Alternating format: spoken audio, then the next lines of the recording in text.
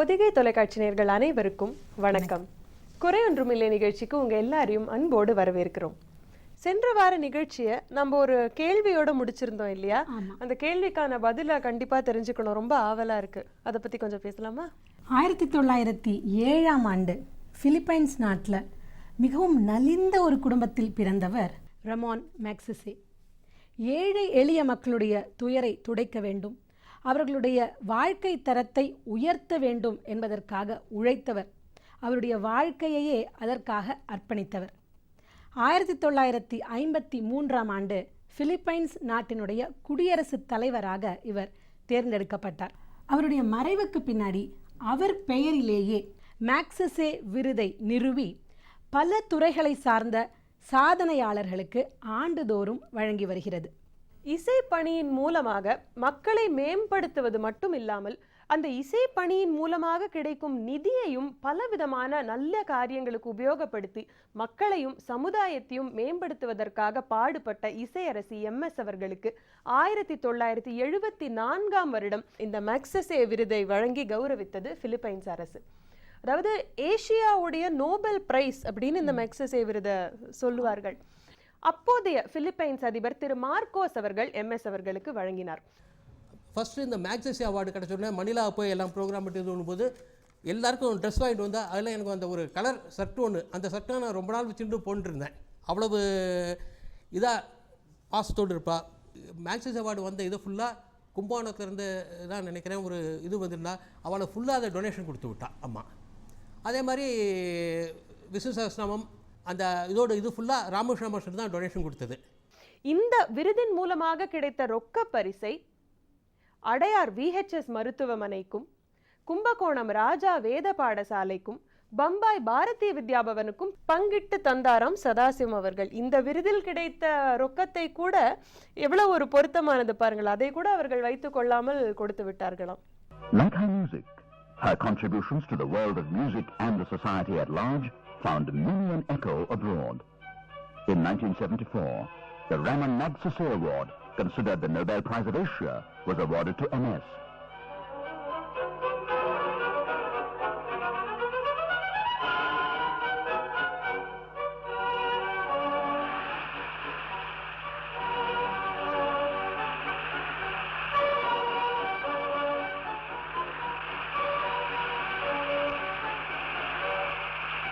Curiously, not for her music, but for her selfless public service. And again, not surprisingly, MS donated the prize amount to charity.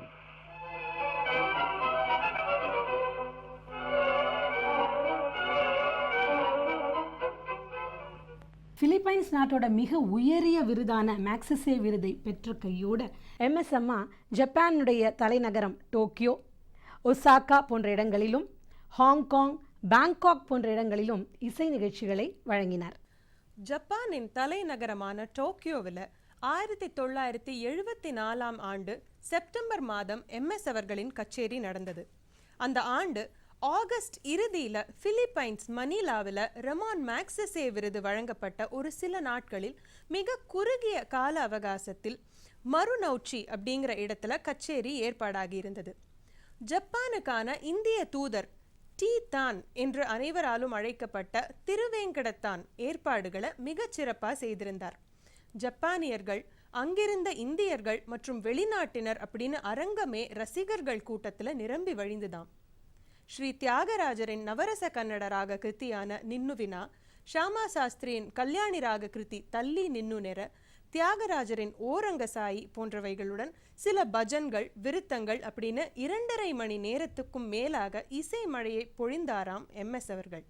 நிகழ்ச்சி நிறைவடைந்ததும் ரசிகர்கள் standing ovation அளித்தார்களாம். இந்த கச்சேரியை 1974 நேரில் கேட்டு ரசித்து நமக்கு தகவல் அனுப்பிய புதுடெல்லி ஜவஹர்லால் நேரு யூனிவர்சிட்டியில் ஜப்பானிய மொழியில் ப்ரொஃபஸராக பணியாற்றி ஓய்வு பெற்ற ப்ரொஃபஸர் KV கேசவன் மற்றும் அவரது சகோதரர் KV ராமன் ஆகியோருக்கு நமது நன்றி. இதோ அந்த நவரச கன்னடா பாடல் உங்களுக்காக.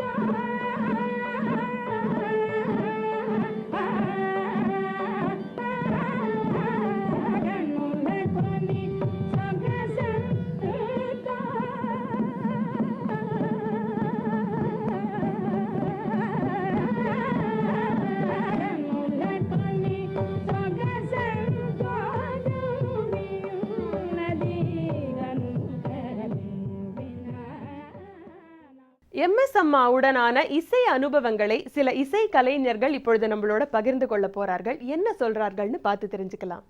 MS அவர்கள் தன்னுடைய கியாதி, புகழ், செல்வாக்கு இவற்றையெல்லாம் உணராதவர் இல்லை, பூர்ணமாக உணர்ந்தவர் தான்.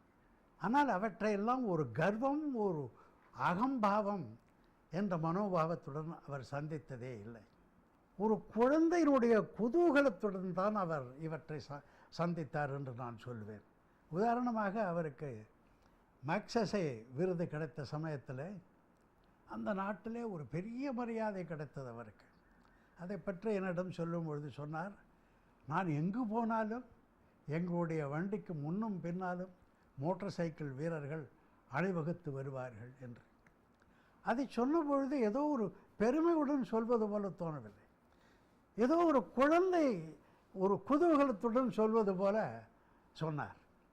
இந்த குறையொன்றுமில்லை நிகழ்ச்சியில MS அம்மாவின் குரலில் அழகான ஒரு பாடலை இப்பொழுது கேட்டு மகிழலாம்.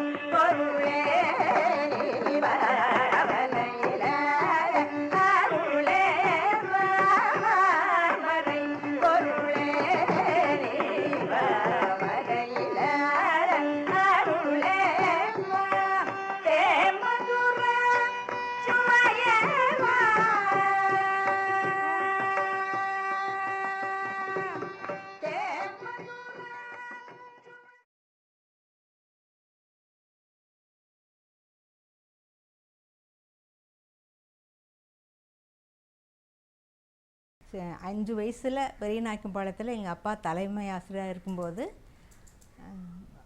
முதல்ல அங்கே 5 வயசில் நான் மீரா படத்தை பார்த்தேன். எம்எஸ் அம்மா அதில் நடித்ததை பார்த்துட்டு அவ்வளோ சந்தோஷம் எனக்கு. எப்போவாவது நான் உங்களுக்கு பார்க்குறதுக்கு நேரில் பார்க்குற சந்தர்ப்பம் கிடைக்குமான்னு நினச்சிட்டு இருந்தேன். ஆனால் 10-12 வயசில் தான் அவங்களுக்கு பார்க்குறதுக்கு எனக்கு சந்தர்ப்பம் கிடச்சிது. அப்பா சென்னைக்கு வந்த பிறகு நாங்கள் எல்லோரும் நான் அடிக்கடி காஞ்சி பெரியவா சாதுர்மாசியக்காக சென்னையில் தங்குவாங்க. அப்போ இப்போ மகாபெரிவா சாயந்தரம் வேளையில் மகாபெரிவா பூஜை பண்ணும்போது எம்எஸ் அம்மா அங்கே பாடுவாங்க. அதை கேட்குறதுக்காகவே நான் அடிக்கடி அங்கே போவேன். அப்புறம் பிறகு ஒரு 15-16-18 வயசில் நான் ஒரு சந்தர்ப்பம் எனக்கு கிடச்சிது.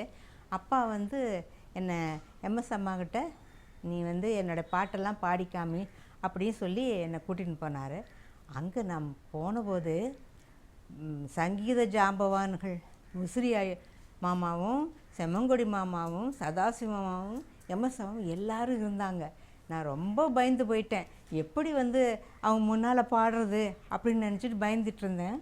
ஆனால் எம்எஸ் அம்மாவுடைய அன்பான உபசரிப்பும் அவங்க சாந்தமான முகத்தையும் அந்த முகத்தை பார்த்தோன்னே இந்த கான சரஸ்வதியை பார்த்தோன்னே எனக்கு எல்லாமே மறந்து போய் பாடினேன். பயப்படாமல் பாடினேன். அவங்க நல்லா பாடுமா, நல்லா பாடுறியே, நல்லா பாடுமா அப்படின்னு அவங்க ரொம்ப உற்சாகப்பாடினாங்க. ஒரு 5-6 பாட்டு நான் பாடினேன். அப்புறம் எனக்கு சிற்றுண்டியெல்லாம் கொடுத்து உபசரித்தாங்க. 1975ஆம் வருடம் இந்தியாவில் மத்திய அரசு எம்எஸ் அவர்களுக்கு பத்ம விபூஷன் விருது வழங்கி கௌரவித்தது.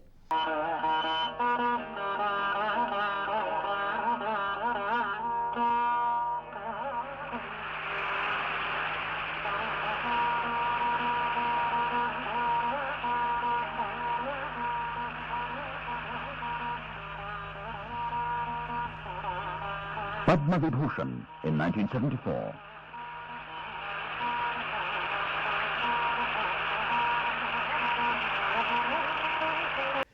எம்எஸ் சுப்பலட்சுமி அவர்கள் அன்னமாச்சாரியாக கீர்த்தனைகளை பரப்புவதில் செய்த தொண்டு, ஆற்றிய தொண்டு அத்தனை அல்ல. அதான் சொல்லிட்டேன் ஒரே வார்த்தை, MS Subbulakshmi minus Annamacharya is equal to 0 R the otherwise. MS Subbulakshmi அவர்கள் மகாமேதை. அதாவது ఈలాగ వివరింపలేను సారానుభవ వేద్యమే சுவானுபவ வேத்தியமே அப்படின்னு ராமபக்தி சாம்ராஜ்யத்தில் தியாகியர்வாள் சொன்னாப்பல ராமபக்தியினுடைய மகிமையை பற்றி சொல்லணும்னாக்கா ஈலாக விவரிப்பலேனும் இப்படி என்று நான் என்னால் விவரிக்க முடியாது. சாலா சுவானுபவ வேத்தியமே. அதே தான் எம்எஸ் சுப்புலட்சுமி பாட்டிலையும். அதே வருடம் திருப்பதி ஸ்ரீ வெங்கடேஸ்வரா ஸ்ரீ தியாகராஜ சுவாமி கமிட்டியினர் சப்தகிரி சங்கீத வித்வன் மணி அப்படிங்கிற விருதை எம்எஸ் அவர்களுக்கு வழங்கி கௌரவித்தார்கள். இந்த திருமலையை பற்றி சொல்லும் பொழுது கொஞ்சம் பின்னோக்கி போய் இன்னொரு இன்சிடென்ட்டை நாம் பார்க்கணும். 1960களில் இன்னும் குறிப்பாக சொல்ல போனோம்னா 1964க்கு பிறகு லால் பகதூர் சாஸ்திரி அவர்கள் பிரதமராக இருந்த சமயம் அவர் திருமலைக்கு சுவாமி தரிசனத்திற்காக வந்திருக்கிறார். பிரதமரின் வருகையை கௌரவிப்பதற்காக எம்எஸ் அவர்களுடைய இசை கச்சேரியை அங்கே அரேஞ்ச் பண்ணியிருக்கிறார்கள். வழக்கம் போல அசாத்தியமாக பாடி இசை மழையை பொழிந்தார் எம்எஸ் அவர்கள். எம்எஸ் அவர்களை மிகச்சிறப்பாக கௌரவிக்க வேண்டும் அப்படின்னு தீர்மானம் செய்து திருமலையின் ஆஸ்தான வித்வான் அப்படிங்கிற கௌரவத்தை, அந்த பட்டத்தை எம்எஸ் அவர்களுக்கு வழங்கலாம் அப்படிங்கிற முடிவெடுக்கப்பட்டது. இந்த முடிவு எம்எஸ்எம்ஆ சதாசிவம்க்கு எப்படி தெரிய வந்ததுன்னா, அந்த கமிட்டியினுடைய செயல் அலுவலராக இருந்த நரசிங்கராவ் அவர் தான் இவங்கள்ட்ட விஷயத்த சொல்கிறார். அப்போது திருமலையில் ஒரு காட்டேஜில் எம்எஸ்எம்ஆ தங்கி இருந்தாங்க. இந்த செய்தியை கேள்விப்பட்ட உடனே, என்னை விட மூத்த கலைஞர்கள் நிறைய பேர் இருக்காங்களே, எனக்கு கொடுக்கறது அவ்வளவு சரியாக இருக்காது என்று பணிவாக சொன்னாராம். அந்த மூத்த கலைஞர்கள் யார் என்று கேட்டதற்கு அரியக்குடி ராமானுஜ ஐயங்கார், செம்மங்குடி ஸ்ரீனிவாச ஐயர், முசிறி சுப்பிரமணிய ஐயர், சித்தூர் சுப்பிரமணிய பிள்ளை என்று எம்எஸ்எம்ஆ சொல்லியிருக்கிறார். எம்எஸ்எம்ஆ சொன்னதுக்காக இந்த 4 பேருக்கும் அந்த ஆஸ்தான வித்வான் கௌரவத்தை கொடுத்து, அதோட எம்எஸ்எம்ஆவுக்கும் கொடுத்து, அந்த வருடம் 5 அந்த செயற்குழுவினர் இந்த ஆஸ்தான வித்வான் விருதை கொடுத்து கௌரவித்தார்கள். நிறைகுடம் தழும்புமா? பதவி, பட்டம், விருது, பணம் இது எதையுமே எம்எஸ்எம்ஆ பொருட்படுத்தலை. அவங்களுடைய பெருந்தன்மைக்கு, பரந்த மனப்பான்மைக்கு இந்த சம்பவமே ஒரு சிறந்த எடுத்துக்காட்டு. எம்எஸ் ஒரு பெரிய இசை அரசி, இசை மேதை அப்படிங்கிறது எல்லாருக்குமே தெரியும். ஆனால் எத்தகைய மனிதாபிமானியாக, மானுடத்திற்கு ஒரு உதாரணமாக அவர் வாழ்ந்திருக்கிறார் என்பதை இந்த நிகழ்ச்சியின் மூலமாக நாம் தெரிஞ்சுக்கிட்டு வரோம். எங்கள் வீட்டுக்கு அடிக்கடி வருவாங்க. அந்த ரெக்கார்டிங் முடிஞ்சதும் காஃபி ஷாப்பில் வீட்டுக்கு வருவாங்க. எங்கள் பாட்டி எல்லோரும் இருப்பாங்க. ஒரு நாளைக்கு எங்கள் பாட்டி சொன்னால், நீங்கள் பாடுங்க, என் பேத்தி டான்ஸ் ஆடுவோம். ஸோ எங்கள் எம்எஸ் பாட நான் டான்ஸ் ஆடியிருக்கேன். அண்ட் ராதா, விஜயா 2 பேரும் எங்கள்கிட்ட ரொம்ப ஃப்ரெண்ட்லியாக இருப்பாங்க. Vijaya is my age, although she is no more now. She use to be very friendly with me. ஆனால் நான் கல்யாணம் கழிஞ்சு போனது, நான் பாம்பே போயிட்டேன். ஸோ ஜாஸ்தி அப்புறமா டச் இருக்கல. வென் ஐ கேம் பேக், அவர் கூப்பிட்டார், எங்களை எல்லாம் சாப்பிட கூப்பிட்டார். சதாசிவம், கல்யாணம் ஆகிருக்கு, நீங்களாம் கட்டாயம் ஆற்றுக்கு வந்து சாப்பிட்ணுன்னு. நாங்களாம் போய் சாப்பிட்டுட்டு வந்தோம். கல்கட்டாவுக்கு வந்திருந்தாங்க. நான் கல்கட்டாவில் இருந்தேன் அப்போது. கல்யாணமாகி இன்றைக்கி 2-3 குழந்தைகள் ஆனதுக்கப்புறம் கல்கட்டாவில் ஏதோ இதுக்கு கச்சேரிக்கு வந்திருந்தாங்க. எங்கள் கிளப்பில் தான் மீட்டிங் எல்லாம் இருந்தது. ஸோ ஐ வென் தேர். ஓ, நீ இங்கேயா இருக்க அப்படின்னு ரொம்ப ஃப்ரெண்ட்லியாக, அவங்க அப்பாலாம் அம்மாலாம் எப்படி இருக்காமா அப்படியெல்லாம் ரொம்ப விசாரித்து, I mean she is a very friendly type. அது எவ்வளோ சொன்னாலும் போகாது. And her voice is beautiful. அந்த வாய்ஸ் வேறு யாருக்கும் வராது. அந்த துறையூர் ராஜகோபால் சர்மா சில சங்கதிகளை சொன்னானாக்கா அவ்வளோ கரெக்டாக கிராப் பண்ணி உடனே அந்த மேலேருந்து ஒழுகின மாதிரி கீழே கொண்டு வருவோம். அது வேறு யாருக்குமே வராது. அவ்வளோ நன்னா பாடுவோம். அது நாங்களாமே ரொம்ப ஆச்சரியப்பட்டு ரொம்ப அப்ரிஷியேட் பண்ணியிருக்கோம். ஒரு முறை நான் வெளிநாட்டிலேருந்து அம்மாவுக்கு ஃபோன் பண்ணேன். ஃபோன் பண்ணப்போ ஜனனி நின்னு வினா அப்படிங்கிற கத்தி ரீதிகோவில் சுப்ராய சாஸ்திரியோட கேட்டுருந்தேன்.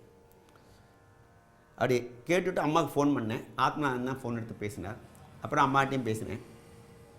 அப்போ அம்மா சொன்ன ஒரு பெரிய இன்ஃபர்மேஷன் என்னென்னா, அம்மா வாயாலேயே ஆத்மநாதன் மூலமாக சொன்ன இன்ஃபர்மேஷன், மகாபெரியவா அந்த ரெக்கார்டிங்கை கேட்டாராம். கேட்டுட்டு இந்த ஒரு பாட்டுக்கே ராதாவுக்கு டாக்டரேட் கொடுக்கலாம் அப்படின்னு சொன்னாங்களாம். ஸோ அப்படிப்பட்ட ஒரு உறுதுணையாக இருந்தவங்க ராதா அம்மா. நிழலாக ஃபாலோ பண்ணி அம்மாவுக்கு ஒரு கூடவே ஒரு உறுதுணையாக இருந்தவங்க ராதா அம்மா. ஜனனி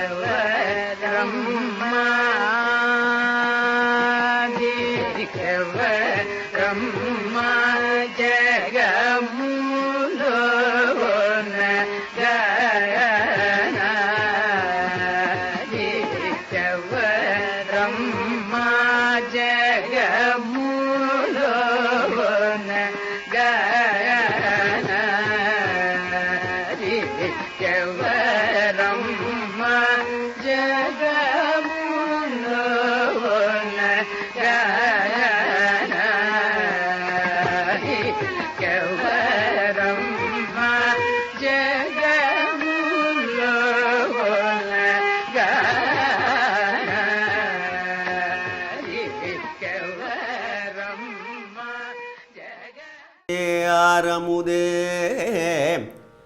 அன்னையே ஆரமுதே இசையே இரக்கமே இசையே இரக்கமே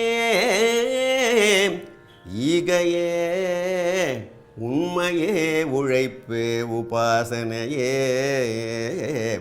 உண்மையே உபாசனையே உயர்வே ஊக்கமே உயர்வே ஊக்கமே எழிலே எளிமையே ஏற்றமே ஐயமே இல்லாத பக்தியே ஐயமே இல்லாத பக்தியே ஒப்பிலாமையே ஒப்பிலாமையே ஓங்காரமே ஔதாரியமே ஒப்பிலாமையே ஓங்காரமே ஔதாரியமே அருள்வாய் சுபமே சிவமே சுபமே சிவம் சிவமே சுபம் சிவம் சிவம் சிவம் சுபம் சுபம் சுபமே. மீண்டும் அடுத்த வாரம் குறையொன்றுமில்லை நிகழ்ச்சியில MS அம்மாவுடைய இசை பயணம் தொடர இருக்கிறது. இந்த நிகழ்ச்சியில உங்களுக்கு தெரிந்த தகவல்கள் இடம்பெற வேண்டும் என்றால் ஆதாரத்தோடு எங்களுக்கு எழுதி அனுப்புங்கள். மின்னஞ்சல் மூலம் நீங்கள் தகவல்களை அனுப்பலாம். composerpodigai@gmail.com என்ற மின்னஞ்சல் முகவரிக்கு அனுப்புங்கள். இல்லை என்றால் கடிதம் நீங்கள் அனுப்ப வேண்டிய முகவரி இயக்குனர், சென்னை தொலைக்காட்சி நிலையம், சுவாமி சிவானந்தா சாலை, சேப்பாக்கம், சென்னை 6,05,000. மீண்டும் அடுத்த வாரம் குறையொன்றுமில்லை நிகழ்ச்சியில் உங்களை சந்திக்கிறோம். அதுவரை நன்றி, வணக்கம்.